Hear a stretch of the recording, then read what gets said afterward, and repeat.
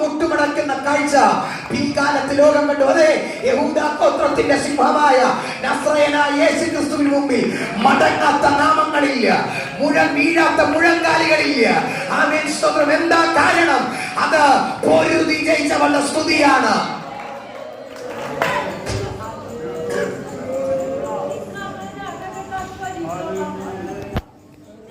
പോരാടാൻ തയ്യാറാണോ?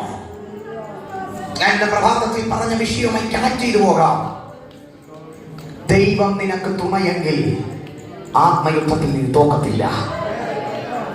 ദൈവം നിനക്ക് തുണയെങ്കിൽ ആത്മീയ പോരാട്ടത്തിൽ നിനക്ക് പരാജയമില്ല.